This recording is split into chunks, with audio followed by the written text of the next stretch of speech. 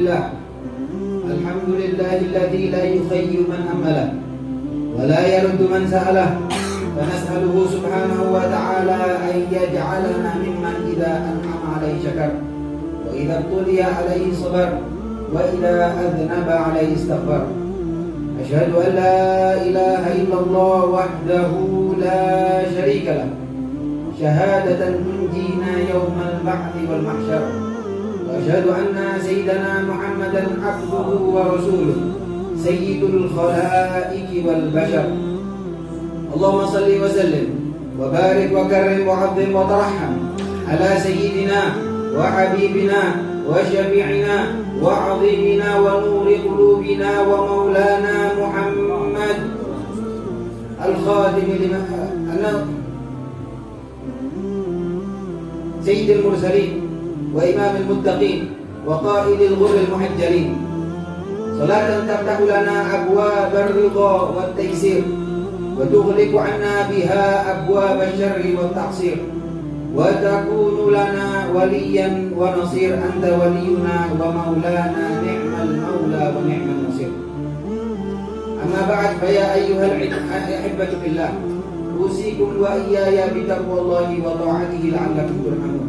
وقد قال الله تعالى في محكم تنزيله وبقوله يهتدي المهتدون: أعوذ بالله من الشيطان الرجيم، بسم الله الرحمن الرحيم. يا أيها الذين آمنوا اتقوا الله وقولوا قولا سديدا يصلح لكم أعمالكم ويغفر لكم ذنوبكم، ومن يطع الله ورسوله فقد فاز فوزا عظيما. Ma'asyiral hadirin jamaah salat Jumat yang dimuliakan oleh Allah Subhanahu wa taala. Marilah mengawali khutbah di siang hari yang mulia ini, kita bersama-sama meningkatkan kualitas takwa kita kepada Allah Subhanahu wa taala. Meningkatkan dengan melaksanakan semua perintah-perintahnya dan menjauhi semua larangan-larangannya.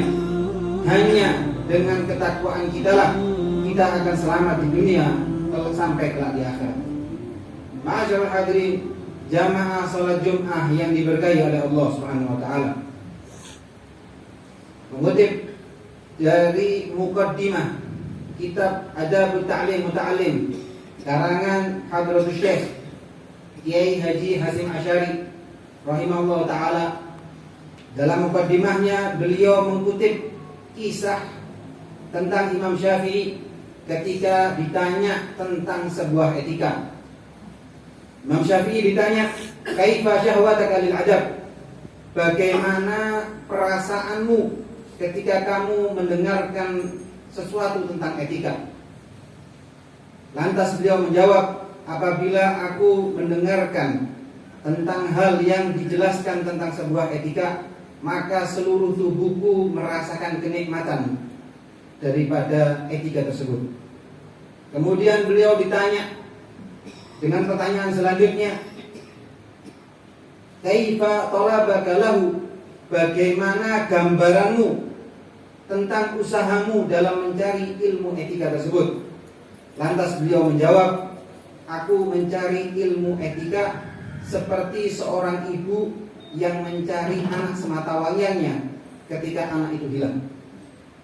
Ma'asyiral hadirin jamaah salat Jumat yang dimuliakan oleh Allah Subhanahu wa taala. Etika dalam bahasa Arab diartikan sebagai adab. Adab dalam Islam, dalam kehidupan seorang insan sangatlah penting. Banyak daripada para ulama yang mengarang, menjelaskan tentang adab dari kitab-kitabnya. Dari mulai terbangun, seseorang terbangun dari tidurnya sampai kembali tidur. Kita memiliki, umat Islam memiliki dua referensi daripada adab, daripada ilmu adab. Yang pertama dari Al-Quranul Karim, dan yang kedua dari Sunnah An-Nabawiyah. Banyak daripada ayat-ayat Al-Quran yang menjelaskan tentang adab. Salah satu di antaranya Allah Subhanahu wa taala berfirman, yang sering bahkan setiap Jumat kita dengarkan, "Innallaha ya'murukum bil 'adli wal ihsan wa ita'i dzil qurba wa yanha 'anil fahsya'i wal munkari wal baghi ya'idukum la'allakum tadhakkarun." sungguhnya Allah memerintahkan kepada kalian untuk berlaku adil dan berbuat kebajikan, memberi bantuan kepada kerabat, dan Allah melarang dalam perbuatan keji, perbuatan kemungkaran, permusuhan. Allah memberi pengajaran kepadamu agar engkau mengambil pelajaran darinya. Allah Subhanahu wa taala juga berfirman di ayat yang lain, laqad kana lakum fi Rasulillahi uswatun hasanah. Sungguh ada pada diri kanjeng Nabi Muhammad sallallahu alaihi wasallam suri teladan yang baik bagi mereka-mereka yang mengharap rahmat dari Allah dan mereka-mereka yang menunggu hari akhir dan yang banyak mengingat Allah Subhanahu wa taala. Dari ayat tersebut Al-Imam Ibrahim Al-Harbi pernah menjelaskan dari salah satu kitabnya, sepatutnya bagi seorang muslim ketika ia mendengar satu saja dari adab yang diajarkan oleh kanjeng Nabi Muhammad SAW, hendaknya ia berpegang teguh dalam menerapkan di kehidupan sehari-harinya. Ma'asyiral hadirin jamaah salat Jumat yang dimuliakan oleh Allah Subhanahu wa taala. Dari pentingnya sebuah adab, Nabi Muhammad SAW memberikan gambaran bahwa adab adalah kado terindah yang diberikan kepada seorang anak daripada orang tuanya. Nabi Muhammad SAW bersabda, "Manahala walidun waladahu afdhala min adabin hasan." Tidak ada suatu pemberian yang diberikan oleh orang tua kepada anaknya yang lebih utama daripada memberikan pendidikan adab budi pekerti kepada anak tersebut. Ma'asyiral hadirin jamaah salat Jumat yang dimuliakan oleh Allah Subhanahu wa taala. Beberapa hikmah daripada orang yang melaksanakan, yang belajar tentang adab dan menerapkannya, juga ancaman bagi mereka yang menyepelekannya. Mengutip dari kalam Al-Habib Zain bin Ibrahim bin Smith, beberapa keterangan tentang pentingnya adab. Yang pertama, Nabi Muhammad SAW menjelaskan bahwa beliau mendapatkan penekanan dalam mempelajari adab yang diajarkan langsung oleh Allah Subhanahu wa taala. Beliau bersabda, "Adabani Rabbi fa ahsana ta'dibi." Allah memberikan pendidikan kepadaku. Allah memberikan pendidikan akan adab kepadaku sehingga adabku menjadi baik, sehingga pendidikanku menjadi pendidikan yang baik. Begitu juga Al-Imam Ali bin Abi Thalib, beliau juga menjelaskan akan pentingnya orang yang mempelajari ilmu yang menjadikan dirinya lebih mulia ketika dia mempelajari ilmu adab tersebut. Imam Ali berkata, "Kun ibna ma syi'." Jadilah kamu anak siapapun juga. Wabtasib adaban. Dan pelajarilah ilmu adab. Yughnika mahmuduhu 'anil nasab. Maka kamu akan mulia karena adab yang kau pelajari dan kau terapkan lebih daripada nasabmu. Innal fatah may yaquluha anada. Sesungguhnya seorang pemuda sejati yang ia mengatakan inilah aku, inilah adabku. Walaisal fatah man yaqulu kana abi. Bukan seorang pemuda sejati yang ia mengatakan dulu orang tuaku seperti ini, dulu kakekku seperti ini, akan tapi dirinya tidak bisa berjalan sesuai dengan budi pekerti orang tuanya maupun kakeknya. Ma'asyiral hadirin jamaah salat Jumat yang diberkahi oleh Allah Subhanahu wa taala. Hikmah yang kedua, ancaman bagi mereka-mereka yang meremehkan akan adab. Seseorang yang tidak beradab dalam bertindak maupun bertutur kata, disebutkan oleh Imam Abdullah bin Mubarak, "Man tahawana bil adab uqiba bi hirmani sunan." Siapa yang menyepelekan adab, dia akan terhukum dengan terhalang untuk melaksanakan kesunahan. Wa man tahawana bis sunan uqiba bi hirmanil faraid. Apabila dia sudah terhalang untuk melaksanakan sunnah, maka dia akan terhukum untuk tidak bisa melaksanakan kewajiban. Wa man tahawana bil faraid uqiba bi ma'rifatillah. Apabila dia sudah menyepelekan tentang fardu-fardunya Allah, maka dia akan dijauhkan dari ma'rifatullah, dia akan jauh dari rahmatnya Allah Subhanahu wa taala. Yang mana artinya ketika seseorang menyepelekan adabnya kanjeng Nabi Muhammad SAW, tidak menerapkannya, tidak mendidik anak keluarganya untuk beradab adabnya kanjeng Nabi Muhammad SAW, maka dia akan terdorong untuk jauh dari sunnahnya Nabi Muhammad SAW. Ketika dia sudah jauh dari sunnahnya Nabi Muhammad SAW, maka sedikit demi sedikit dia akan jauh, akan menyepelekan fardu-fardunya Allah. Ketika dia jauh dari fardunya Allah, maka dia jauh dari rahmatnya Allah dan jauh dari ridhonya Allah. Nas'alullah salamah, mudah-mudahan kita diselamatkan oleh Allah Subhanahu wa taala. Amin amin ya rabbal alamin. Ma'asyiral hadirin, jamaah salat Jumat yang dimuliakan oleh Allah Subhanahu wa taala. Adapun hikmah yang ketiga disebutkan oleh para ulama, al-adab muqaddamu 'ani ta'lim. Adab didahulukan sebelum seseorang itu mencari ilmu. Abu Bakar bin Ali Masyhur rahimahullah taala, beliau pernah berkata, al-adab qabla tarbiyah wa tarbiyah qabla ta'lim.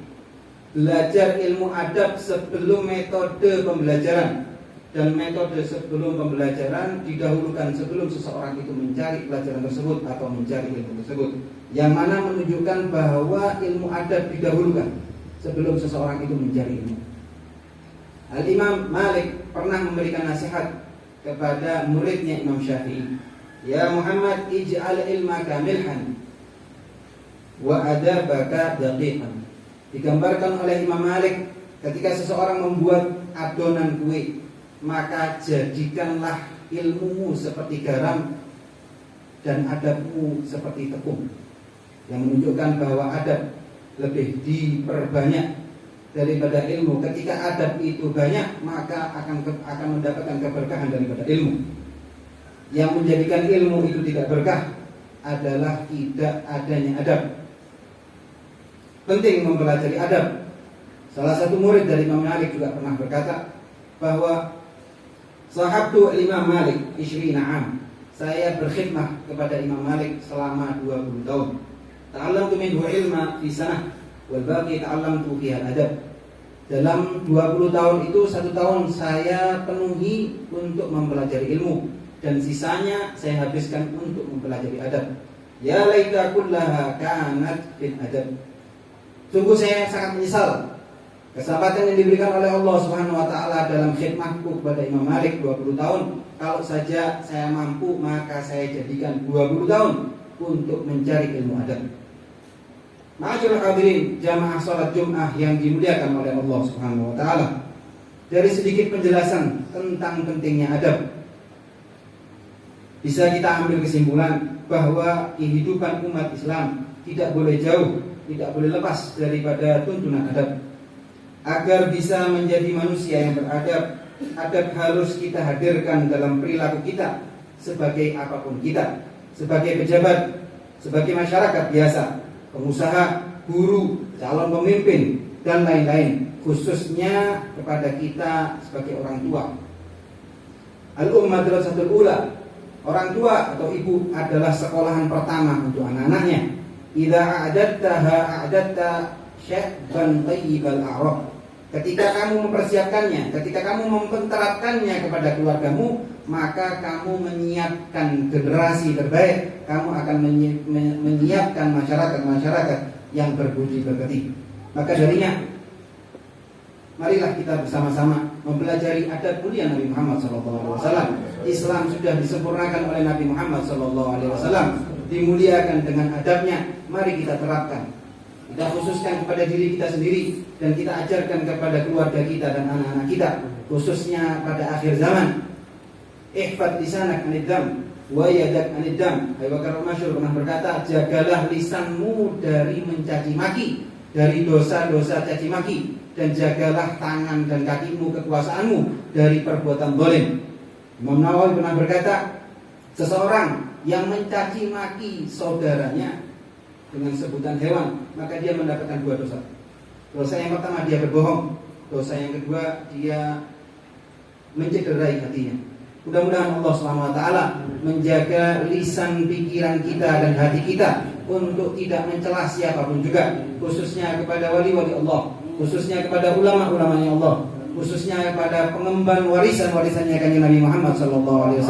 Mudah-mudahan Allah memberikan taufik kepada kita untuk belajar ilmu adab dan menerapkannya kepada diri kita dan keluarga kita. Mudah-mudahan Allah Subhanahu wa taala memberikan kekuatan kepada kita untuk mendidik keluarga kita, dan mudah-mudahan Allah Subhanahu wa taala mengampuni orang tua kita yang sudah memberikan pendidikan terbaik kepada kita. Mudah-mudahan Allah Subhanahu wa taala memberkahi keduanya, memberikan keberkahan akan sunnah Nabi Muhammad SAW yang sudah diajarkan kepada anak-anaknya, dan mudah-mudahan kita bisa melaksanakan adab mulia Nabi Muhammad SAW sehingga kita bisa menyenangkan beliau SAW. Ketika beliau senang, maka kita akan menjadi umat terbaik daripada umat Nabi Muhammad SAW. Ketika nur Nabi Muhammad SAW sudah hidup di kehidupan kita dengan sunnah-sunnah beliau SAW, maka kita akan bahagia di dunia, bahagia di akhirat, akan selamat di dunia maupun selamat di akhirat, serta bisa dikumpulkan dengan beliau SAW kelak di surganya Allah. Amin amin ya rabbal alamin. Inna ahsanal kalam wa abyana nizam kalamullahil malikil alam wa biqaulihi yahtadil muhtadun. A'udzu billahi minasyaitonir rajim. Bismillahirrahmanirrahim. Wa man ya'mal mithqala dzarratin khairan yarah wa man ya'mal mithqala dzarratin syarran yarah. Barakallahu li wa lakum bil Qur'anil azim wa nafa'ani wa iyyakum bima fihi minal ayati wadh-dhikril hakim wa taqabbala minni wa minkum tilawatahu innahu wal ghafurur rahim.